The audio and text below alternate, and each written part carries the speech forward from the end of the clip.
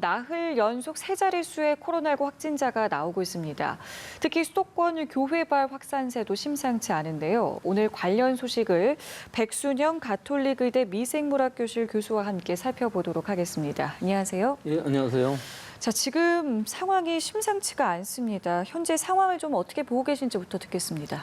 예, 물론 상황은 계속 나빠지고 있는데 다만 다행인 것은 계속 2배로 올라가던 것이 오늘은 약간 줄었다는 것이 그나마 다행이긴 합니다.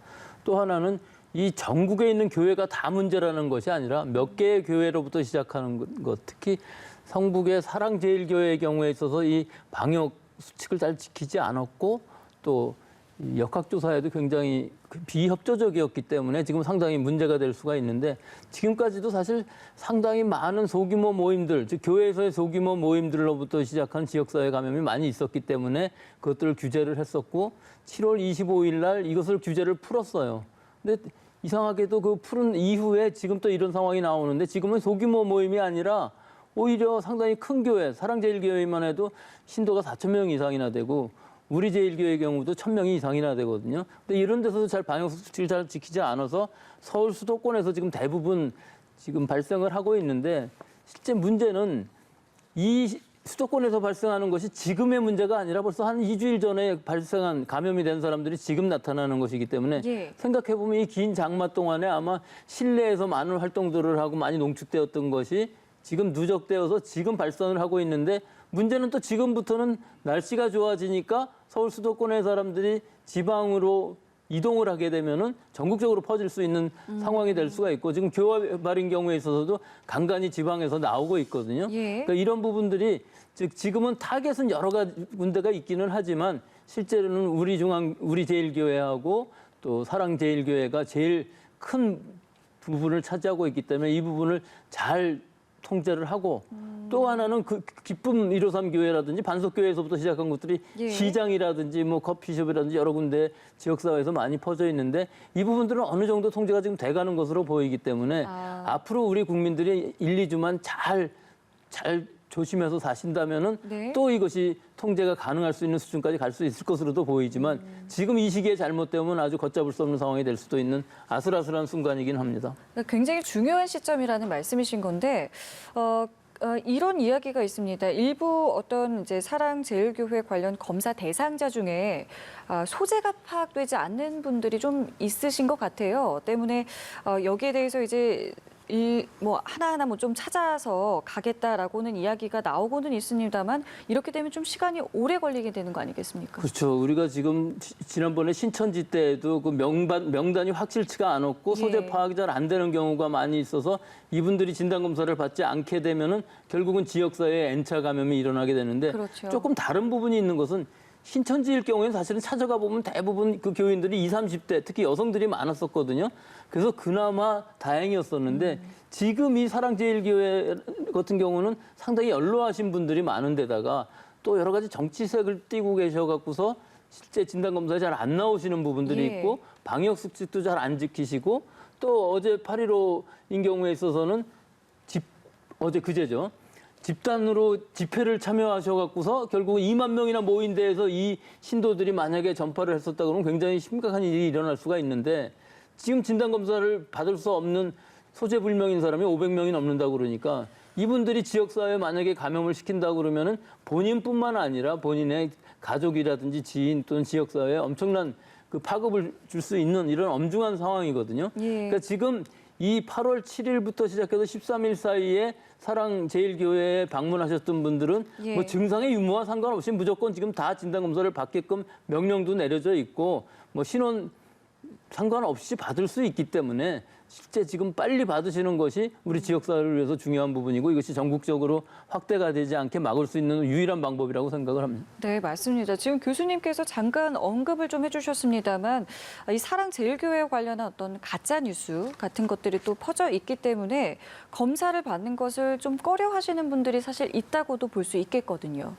근데 과연 그럴까요? 이게 뭐 이 교인이라고 그래도 전부 양성으로 한다. 그럼 그렇게 할 수가 없는 것이거든요. 익명으로도 얼마든지 받을 수 있는 것이고 이 사람들이 전부 받음으로 해서 실제 우리가 얼마나 지금 전파가 되어 있는지 또 지방으로 얼마나 간 것인지 옮겨간 것인지 이런 것들을 알 수가 있는 것인데 네. 사실 이분들의 이 가짜 정보 이것뿐만 아니라 이분들이 실제로 15일 날 집회에 참석했을 때의 명단도 지금 확실치가 않거든요. 네. 그래서 거기서부터의 확산이 얼마나 될지가 우리가 모르고 있기 때문에 굉장히 우려스럽고 예. 따라서 이 2만 명 정도의 그 집회에 참석하셨던 분들은 조금이라도 이상하시면은 예. 일단 진단검사 받으시고 예. 자가격리 수준에서 다른 분하고 안 만나는 게 좋을 것으로 보입니다. 예, 조속히 진단 검사를 받으시는 게 여러모로 이제 좋을 것 같다는 말씀이시고요.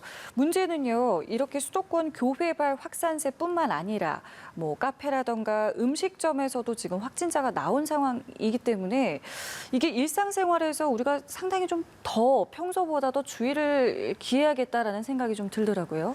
지금 서울 수도권에서 이 지역사회 안에서 깜깜이 환자의 비율, 즉 감염원을 알 수 없는 환자의 비율이 14.3%까지 올라가 있거든요. 예. 이 얘기는 우리 주변에 지금 환자들이 증상은 없더라도 바이러스를 가지고 있는 사람들이 얼마든지 있을 수 있다는 것을 뜻하기 때문에 모든 사람들이 실내에 들어갔을 때는 꼭 마스크를 쓰셔야 되고 예. 또 이것이 이 거리두기라는 것이 어려운 상황들도 많이 있거든요. 그러니까 야외 같은 경우에서는 거리두기만 어느 정도 해도 괜찮겠지만 실내에서는 거리두기도 어렵고 마스크도 안 쓴다면 무조건 걸린다고 생각하시고 집중해서 이 방역 수칙을 잘 지켜야 될 시기로 보이기 때문에 지금 커피숍이라든지 또는 음식점이라든지 뭐 여러 군데에서 잠시 머물렀는데 불구하고 감염되는 케이스가 상당히 많이 있거든요.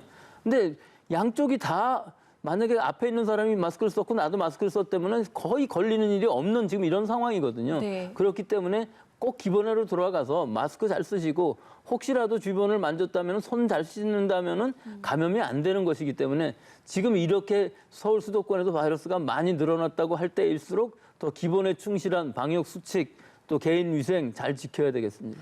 이게 염려되는 마음에 가정을 더해서 계속 질문을 드리고 있습니다만은 지금 상황에서는 어쨌든 확진자가 수도권에 집중이 되어 있는 상황이지만 말씀하신 것처럼 이게 전국적으로 확산하는 것도 저희가 생각을 해봐야 되지 않겠습니까? 그렇죠. 생각은 해봐야 되는데 상당히 끔찍할 수가 있죠. 그렇죠. 예, 지금으로 봐서는 뭐 광주 정도에서 생겼다가 잘 통제가 되었고 예. 지금 또 광주에서 유흥주점을 중심으로 해갖고 많이 퍼지고 있는 부산에서도 부산에서도 그렇고요. 그래서 부산 같은 경우 벌써 2단계로 상향을 했고요. 이것이 전국적으로 퍼진다는 의미는 지금 서울 수도권에서의 발생이 결국은 전국으로 퍼지는 것이기 때문에 이 부분들의 이 집중이 굉장히 쉽지가 않아요. 지자체들에서도 이 이동 경로를 다 찾아낼 수가 없기 때문에 각각의 지자체들에서 환자가 나왔을 때, 즉 증상이 없을 때는 알 수가 없는 것이기 때문에 확진자 증상이 나온 사람이 확진을 받았을 때 그 동선을 잘 찾아서 그 N차 감염이 일어나지 않게끔 하는 것이 최대한의 방역인데 지금 현재 통제가 완전히 100% 가능하다고 볼 수가 없거든요. 예. 너무나 많은 곳에서 지금 발생을 하고 있기 때문에 네. 가능한 한 최대한 통제를 하기 위해서 파악을 하고 격리를 하고 진단을 하겠지만 결국은 우리 국민들이 모두 거리두기 또 이 방역 수칙 지키는 거 개인 위생을 잘 하지 않으면은 결국은 전국적으로 퍼져나갈 수밖에 없는 아주 이 대량으로 발생할 수 있는 대유행의 전초 증상이 여러 가지로 있다고 볼 수가 있기 때문에 지금이야말로 진짜 긴장해서 잘 한 주, 두 주를 지내야 하겠습니다. 그래서일까요? 일각에서는요, 이게 더 심각해지기 전에 아예 3단계로 격상을 시켜버리자 이런 주장도 있던데 여기에 대해서는 좀 어떤 의견이십니까? 방역 면에서만 보면 그렇죠. 사실 경제도 방역이 우선돼야지 방역이 다 망가지고 나면은 경제는 그냥 한꺼번에 무너지는 것이니까 3단계로 선제적으로 가는 것이 좋다고 생각을 할 수 있지만 네. 지금 상황만으로 보면은 사실은 서울 수도권에서 잘만 통제한다면은 지금 이 상태를 유지하고 싶은 게 방역 당국의 의지이겠죠. 또 지금의 2단계로 갔다고 하지만 사실은 완화된 2단계예요. 영업을 못하는 게 아니라 방역 수칙을 잘 지키면서 영업은 할 수 있지만 네. 앞으로 1, 2주간 보면서 나빠지면 바로 금지를 시키겠다 이런 것이고 또 지금 숫자로만 보면 이게 3단계라고 볼 수밖에 없는 것이거든요. 3단계 기준에서 보면 100명에서 200명 사이인데 지금 며칠째 계속 100명을 넘어가고 있고요. 또 지역사회에서의 깜깜이 감염도 5%를 넘어가고 있는 거고 우리 방역당국의 통제 범위도 80% 이상이 안 되고 있는 상황이기 때문에 상황만으로는 그렇지만 지금 이 시기가 일시적이라고 보면서 잘 통제하고 우리 국민들이 잘 협조를 하신다면은 이 상황에서 좀 더 좋은 상황으로도 갈 수 있는 것이기 때문에 예. 지금부터 잘하면 이제 앞으로 8월 말, 9월 초에 이제 학생들 개학하고 하는 데까지 잘 갈 수 있는데 지금이 뭐 매번 한 주, 두 주지만 지금도 이 한 주, 두 주를 우리가 얼마나 잘 지내느냐에 따라서 네. 앞으로 2학기의 삶이 달라지라고 생각합니다. 더 이상의 이제 확산이 없도록 모두가 주의를 기울여야 하는 시점인 거고요. 또 하나의 이제 좀 우려 섞인 이제 시선 가운데 하나가 확진자가 이렇게 늘게 되면 혹시라도 병상이 좀 부족하진 않겠느냐라는 겁니다. 지금 상황은 좀 어떻습니까? 그렇죠. 이렇게 어저께 상황처럼 이렇게 계속 2배로 늘어가면 뭐 바로 병상이 모자랄 수밖에 없는데 예. 지금 우리가 대구 경북 그 사태에서도 잘 대처를 했었거든요. 결국은 생활치료센터라는 개념을 잘 집어넣고 또 병상인 경우에 있어서도 이 수도권에서의 공동으로 잘 대응을 해서 마련을 한다고 그러면은 지금 상황은 잘 이 대처가 될 것으로 보이기는 하는데 결국은 환자의 발생 수겠죠. 더 우려가 되는 부분은 지금 발생하고 있는 환자들은 사실은 대구 경북 때 대유행보다도 더 환자들의 그 연령이 높아요. 그렇기 때문에 중증으로 갈 수 있는 가능성도 더 높아지기 때문에 결국은 중환자실 같은 것들을 얼마나 더 빨리 확보해 놓을 수 있느냐 하는 부분들이 있는데 다행히 아직은 통제 가능한 정도로 병상에는 여유가 있다고 하지만 결국은 그 생활치료센터라든지 일반 병상이라든지 혹은 중환자실 같은 것들을 지금 미리부터 빨리 준비를 해 놓아야만 일시적으로라도 많이 발생했을 때 대처가 예. 될 수 있으라고 봅니다. 또 하나는 의료진들의 어떤 피로도가 누적되진 않았겠느냐. 사실은 올 초부터 계속해서 이제 코로나19에 대한 어떤 가장 큰 대처를 했던 분들이거든요. 그렇죠. 지금 올해 1월부터 시작해서 지금까지 오는 동안에 너무 긴 시간 동안에 의료진들이 굉장히 필요했을 그렇죠. 것이고 예. 또 지금은 또 의대 정원 문제 때문에도 또 상당히 문제가 많이 생기고 이런 상황인데 네. 지금 이 시기에 뭐 의대 정원 같은 것들을 얘기하는 것이 상당히 서로 다 명분이 없어 보이기는 합니다만은 앞으로 1, 2주간 또 이번 가을이 되면서 2차적인 대폭발이 일어나지 않게끔 의료진들이 좀 더 분발을 하시고 좀 더 그 희생을 하시면서 결국은 밤새고 일할 수 있는 게 우리나라 의사 선생님들, 간호사 선생님들이기 때문에 이 모든 우리 의료진들, 국민들이 다 합심을 해야만 이 사태가 지금 회복이 될 것이라고 봅니다. 근데 당장 오는 21일부터 이제 무기한 파업에 전공의들이 이제 돌입을 하게 되면서 혹시라도 진료 공백이 생기는 건 아닌가 이런 걱정도 들기는 해요. 그렇죠. 지금 날짜도 좋지 않은 것이 이 환자 수가 계속 늘어나게 되면 병상도 네. 계속 차게 되고 더 많은 의료진이 필요한데 병원에서 제일 중추 역할을 하고 있는 전공의 레지던트 선생님들이 지금 파업을 하신다고 그러면은 결국은 굉장히 부담이 갈 수밖에 없는 상황이거든요. 예. 더구나 지금 우리 공공의료가 숫자가 많지가 않기 때문에 일반 민간 의료에서도 이 병상이 굉장히 많이 필요한 부분이 분명히 생길 것인데 이 파업이라는 것은 지금 시기가 아니고 조금 더 있다가 하는 것이 좋지 않을까 저는 그렇게 생각을 하고요. 이 뭐 정부 당국도 지금 이것을 굳이 고집하시기보다는 오히려 좀 열린 마음으로 대화를 하셔야지 일단 결정해 놓고서 이대로 따라하지 않으면 안 된다는 이런 것 때문에 안 되는 것 같이 보이기 때문에 예. 여러 국민들도 다 생각을 해보시면 이게 지금 무슨 문제인지를 잘들 모르시고 계시는데 일단은 파업만이라도 좀 연기를 하는 것이 좋지 않을까. 특히 이번 1, 2주는 굉장히 중요한 시기이기 네. 때문에 이 시기에 만약에 전공의 선생님들이 파업을 하신다면은 아무리 좋은 의지라 할지라도 국민들의 지지도 못 받을 것으로 봅니다. 예.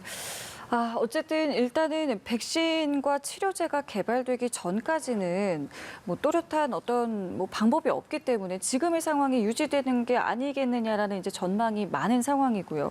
말씀을 해주신 것처럼 이제 겨울이 또 다가오게 되면은 뭐 인플루엔자 때문에라도 이 코로나가 더 확산되는 게 아니냐 이런 추측도 있습니다. 여기에 대해서 좀 정리를 해주실까요? 일단 가을에 환절기가 되면은 일반적인 감기라든지 뭐 아데노바이러스, 라이노바이러스 같은 대부분의 가벼운 감기들이 다 돌거든요. 예. 이 증상들도 사실은 코로나랑 비슷해요.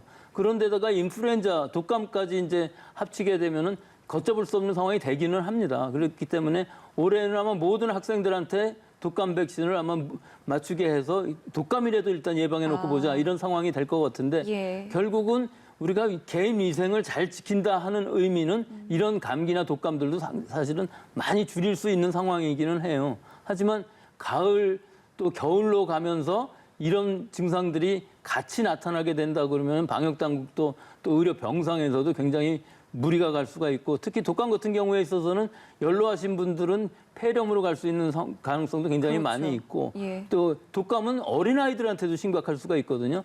그래서 이번 겨울 잘 넘기기 위해서는 모든 국민들이 감기, 독감 걸리지 않게끔 모든 예방을 다 해야 되는데 뭐 예방이라고 그래봐 독감 백신밖에 없기 때문에요. 예. 아직은 코로나19 백신은 개발되어 있지 않아서 뭐 가능하면 올해 안에 좀 이 응급 상황이라도 쓸 수 있는 코로나19 백신이 개발되었으면 좋겠습니다만 아직은 좀 안전성에 문제가 있는 것으로 보입니다. 그 코로나19 백신 개발은 지금 어느 정도 수준, 어느 정도 단계에 와 있다고 볼 수 있는 건가요? 전 세계적으로 보면은 소련에서 제일 먼저 러시아에서 제일 먼저 승인은 했는데 예. 실제 실제 속도로 보면은 사실은 그게 아니죠.